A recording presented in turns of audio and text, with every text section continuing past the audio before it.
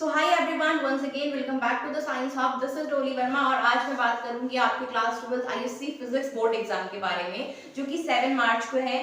ठीक है, बट उससे पहले 3 मार्च को मैथ्स का भी एग्जाम है। ठीक है, तो ये जो वीडियो है इसमें मैं कुछ इंपॉर्टेंट टॉपिक्स बताऊंगी, कुछ बहुत इंपॉर्टेंट चीजें जो आपको अपने इन बचे हुए दिनों में प्रिपेयर करना है। ठीक है, तो ये जो वीडियो है ये बायो और मैथ दोनों स्टूडेंट्स के लिए है। भाई फिजिक्स है, सबको करना है, सबको एग्जाम देना है, बायो वालों को भी मैथ वालों को भी।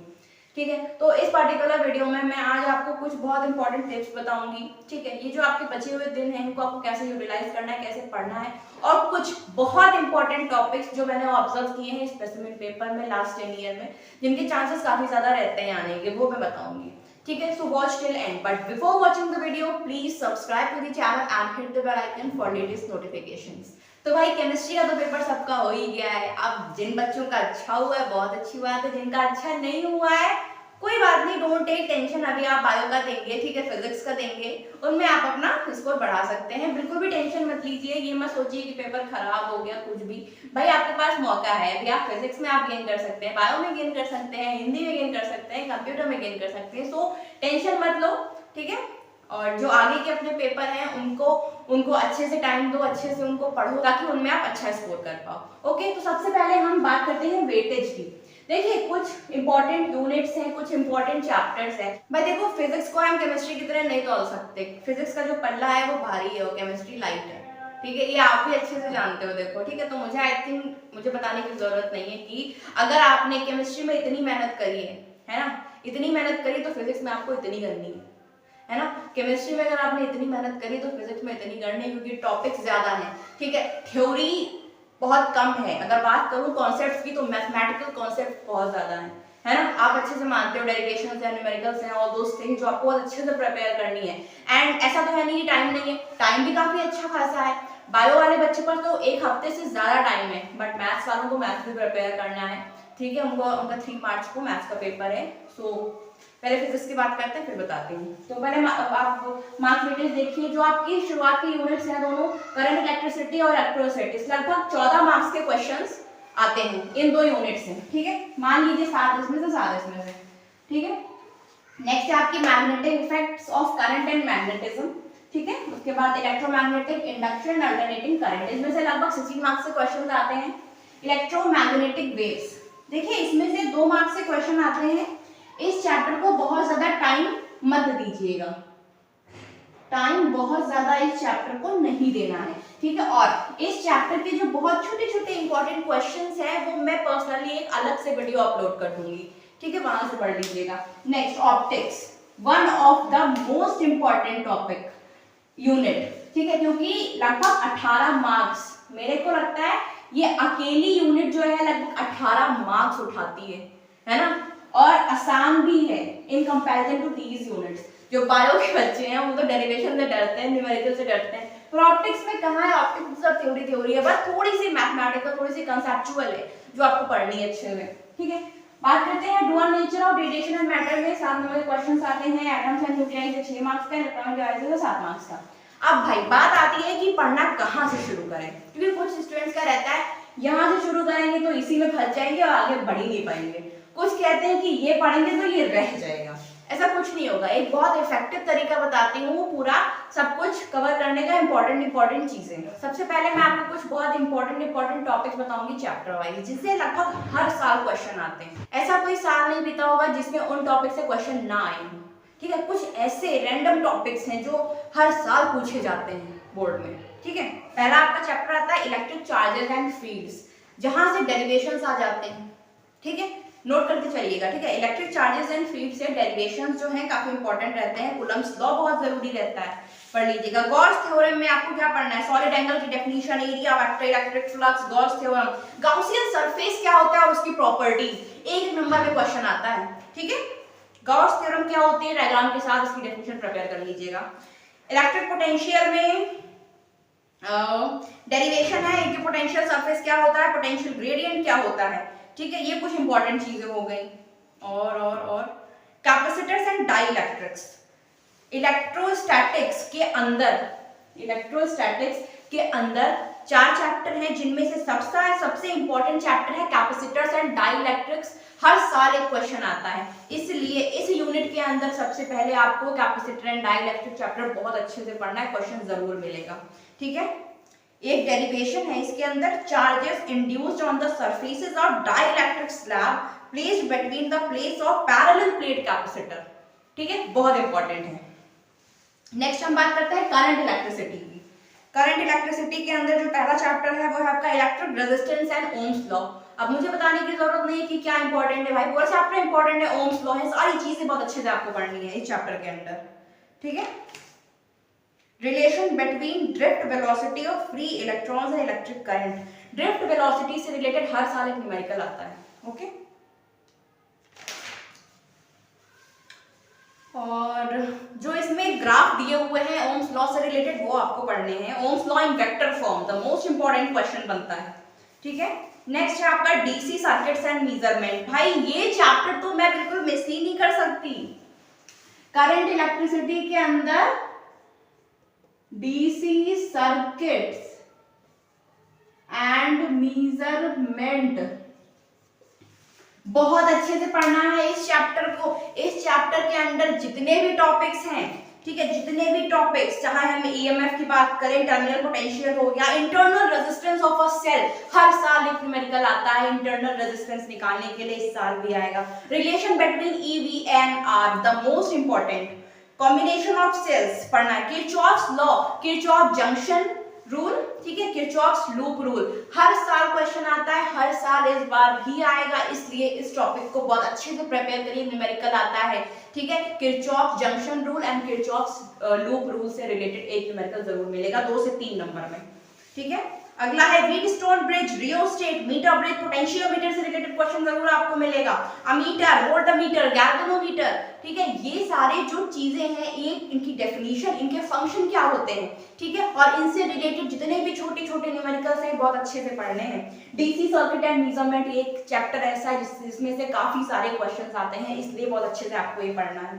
ठीक है, जैसा मैंने बताया। इलेक्ट्रोस्टैटिक में मैंने बताया कैपेसिटर एंड डाइइलेक्ट्रिक्स अच्छे से पढ़ना है। करंट इलेक्ट्रिसिटी के अंदर आपको DC circuit and measurement chapter बहुत अच्छे से पढ़ना है, बहुत इंपॉर्टेंट है ये। अब बात करते हैं अगले यूनिट की, magnetic effects of current and magnetism के अंदर moving charges and magnetic field जो चैप्टर है, ठीक है, इसके अंदर बायो-सावर्ट्स लॉ बहुत इंपॉर्टेंट है, एम्पियर सर्किटल लॉ बहुत इंपॉर्टेंट है, ठीक है, एप्लीकेशंस के साथ पढ़ने हैं। और बहुत जरूरी चीज, जो लास्ट ईयर में न्यूमेरिकल्स आए हैं, क्वेश्चंस आए हैं, उनको पढ़ना जरूर, बहुत बहुत जरूरी है। स्पेसिमेन पेपर को प्रिपेयर करके जाइएगा एग्जाम हॉल। ओके, नेक्स्ट है टॉर्क, मूविंग कॉइल गैल्वेनोमीटर बहुत इंपॉर्टेंट है, क्वेश्चन आता है। 2 टॉपिक्स हैं इसके अंदर, conversion of galvanometer into ammeter and galvanometer into voltmeter, दोनों पढ़ने हैं, दोनों से रिलेटेड न्यूमेरिकल आता है। ओके, नेक्स्ट है magnetic field and earth magnetism, कुछ खास नहीं है, नहीं ये भी नहीं। अगली यूनिट है आपकी electromagnetic induction and alternating current.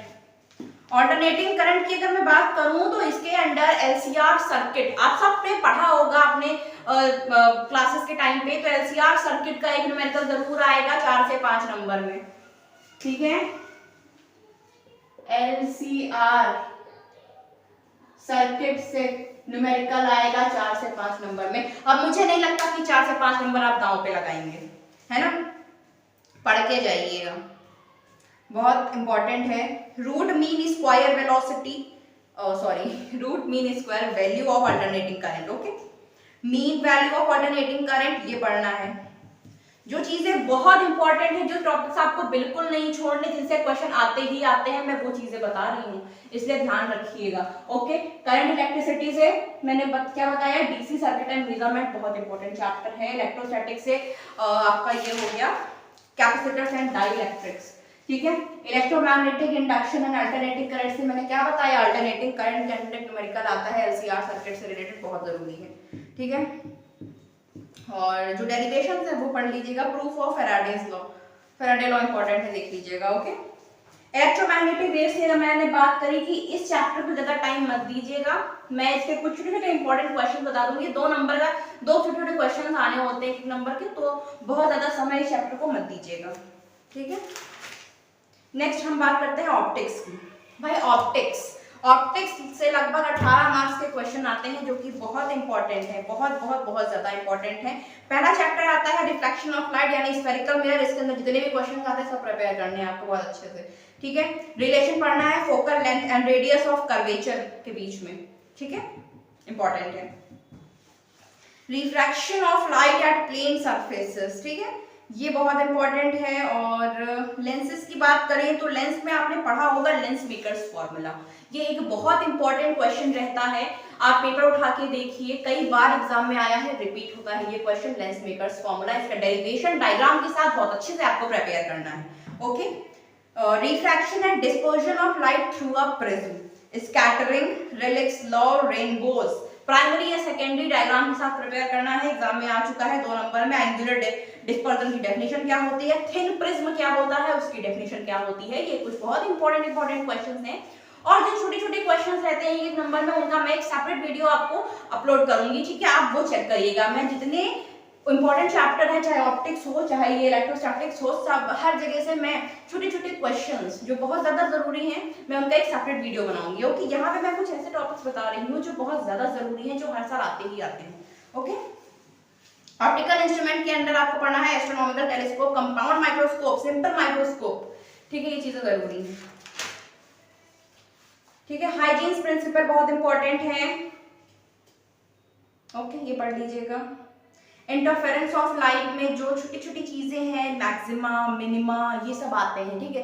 Young's double slit experiment optics के अंदर, यंग्स डबल स्लिट एक्सपेरिमेंट, ठीक है, हर साल आता है। इस साल भी इसका क्वेश्चन आएगा 2-3 नंबर में। हाइजीन्स प्रिंसिपल से भी एक क्वेश्चन आएगा, 2-3 नंबर से पढ़ लीजिएगा, ठीक है।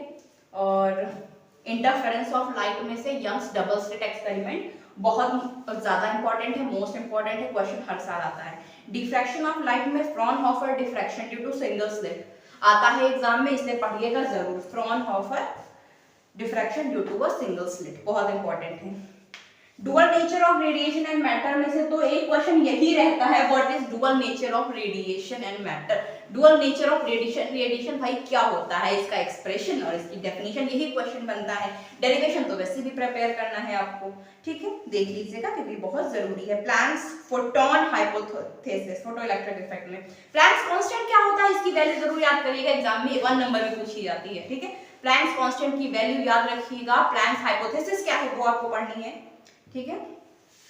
और एटम्स एंड न्यूक्लियाई की बात करें जो लगभग 6 मार्क्स से क्वेश्चंस कंटेन करता है, इसमें bourse theory of hydrogen atom, alpha scattering, alpha particle scattering experiment important है, वो आपको पढ़ना है। रदरफोर्ड्स मॉडल हो गया, ठीक है। इनके जो एक्सेप्शंस थे ना वो जरूर देख लीजिए एक बार, उनसे क्वेश्चन कभी कभार बन जाता है। न्यूक्लियर स्ट्रक्चर में इजी है, देख लीजिएगा, आइसोटोप्स, आइसोबार, आइसोइलेक्ट्रॉनिक्स, ये सब क्या होते हैं। और न्यूक्लियर रिएक्शन एग्जाम में आती है, न्यूक्लियर रिएक्शन 1-2 आती है एग्जाम में, देख लीजिएगा, ठीक है। Radio activity, nuclear binding energy बहुत इंपॉर्टेंट है, ठीक है। एटम्स एंड न्यूक्लियाई में न्यूक्लियर बाइंडिंग एनर्जी पढ़ना है। पेयर प्रोडक्शन क्या होता है, पेयर एनिलेशन क्या होता है, mass defect and binding energy of nucleus, तीनों टॉपिक पढ़ने हैं आपको। मास एनर्जी, इक्विवेलेंस यानी न्यूक्लियर बाइंडिंग एनर्जी से। न्यूक्लियर फिजन एंड फ्यूजन क्या होता है, छोटे टॉपिक्स हैं, ये देख लीजिएगा इसके अंदर, ठीक है। इलेक्ट्रॉनिक डिवाइसेस 7 नंबर के क्वेश्चन आते हैं, इंपॉर्टेंट चैप्टर है। जंक्शन डायोड से रिलेटेड क्वेश्चन काफी सारे आते हैं इसमें से, ठीक है। जो एनर्जी बैंड्स होते हैं वो पढ़ लीजिएगा क्या होते हैं, ठीक है। Intrinsic semiconductor, extrinsic semiconductor, N और पी टाइप में डिफरेंस क्या होता है, ये क्वेश्चन एक रहता है। जंक्शन डायोड जैसे मैंने आपको बताया, पीएन जंक्शन डायोड इंपॉर्टेंट है। फॉरवर्ड बाइसिंग और रिवर्स बाइसिंग क्या होती है, डायग्राम के साथ प्रिपेयर करना है, इसका क्वेश्चन आता है, ठीक है। Forward biasing and reverse biasing का जो क्वेश्चन है वो आता है डायग्राम के साथ, से प्रिपेयर करना है, ठीक है। ये कुछ इंपॉर्टेंट चीजें थी जो मैंने आपको बता दी, इनसे क्वेश्चन हर साल आता है, ठीक है। तो मैं यही बोलूंगी जो आपके वीक टॉपिक्स हैं उन पे ध्यान दीजिए, ठीक है। शुरुआत करिए ऑप्टिक्स से, ऑप्टिक्स से शुरुआत करिए क्योंकि यहाँ पे क्वेश्चंस आपको काफी मिलेंगे। इलेक्ट्रॉनिक डिवाइसेस पढ़िए क्योंकि एक क्वेश्चन जरूर आएगा, ठीक है। और जैसा मैंने बताया यंग्स डबल स्लिट जरूर आएगा, फ्रॉनहोफर जरूर आएगा, डीसी सर्किट मेजरमेंट से काफी सारे क्वेश्चन मिलेंगे, किरचॉफ्स लॉज जरूर मिलेंगे, ठीक है। ये कुछ चीजें हैं जो आपको अच्छे से प्रिपेयर करनी है। अपने इन दिनों को अच्छे से यूटिलाइज करिए, अच्छे से मेहनत करिए, अच्छे से पढ़िए और अपने फिजिक्स के एग्जाम को अच्छा करिए, ठीक है। केमिस्ट्री जितना तो नहीं बोलूंगी, केमिस्ट्री में वेटेज कम था, चैप्टर्स कम थे और एक आइडिया था ना वहाँ पे कि फिजिकल केमिस्ट्री में न्यूमेरिकल्स हैं, इसमें रिएक्शंस हैं, पर यहाँ पे ऐसा कुछ भी नहीं है कि यहाँ से न्यूमेरिकल ही आएगा, थ्योरी का भी 1-2 नंबर का क्वेश्चन आ सकता है ना। तो ये चीजें रहती हैं। और जो मैथ्स वाले स्टूडेंट्स हैं, देखिए मेरे पास मैथ नहीं थी, सो आई एम सॉरी कि कुछ इंपॉर्टेंट इन्फॉर्मेशन मैं आपको नहीं बता पाऊंगी, बट इतना कहूंगी कि लास्ट 10 ईयर क्वेश्चन जरूर प्रैक्टिस करिए। और स्पेसिमेन पेपर, भाई जो स्पेसिमेन पेपर है, ठीक है, वो बहुत जरूरी है, चाहे आप फिजिक्स पढ़ रहे हो चाहे आप मैथ पढ़ रहे हो। स्पेसिमेन पेपर को जरूर प्रिपेयर करें, जरूर पढ़ें, उसको ऑब्जर्व करें किस तरीके से क्वेश्चन आए हैं। भाई काउंसिल इसलिए तो रिलीज करती है पेपर की हमारे बच्चे देखें, उसको समझे, उसी तरीके के क्वेश्चंस को प्रिपेयर करें, ठीक है। इसलिए फिजिक्स एक ऐसा सब्जेक्ट है, मैथ्स एक ऐसा सब्जेक्ट है जो प्रैक्टिस मांगते हैं। जितना आप प्रैक्टिस करेंगे उतना ही आपका कमांड उस पर्टिकुलर सब्जेक्ट पे होगा। ओके तो मेरा यही सजेशन है कि जो इंपॉर्टेंट चीजें बताई हैं, जो इंपॉर्टेंट चैप्टर्स बताए हैं, उनको अच्छे से पढ़िए, उनको मेहनत से पढ़िए, स्पेसिफिक पेपर जरूर प्रिपेयर करिए। जो छोटे छोटे इंपॉर्टेंट क्वेश्चंस हैं वो मैं आपको प्रोवाइड करा दूंगी। और आप पर्टिकुलरली किस चैप्टर के क्वेश्चन चाहते हैं आप मुझे कमेंट सेक्शन में जरूर बताएं। अगर कोई टॉपिक आप चाहते हैं कि मैं एक्सप्लेन करूं तो वो भी आप बताएं, मैं कोशिश करूंगी कि मैं आपको अच्छे से अच्छा सोर्स प्रोवाइड करा सकूं।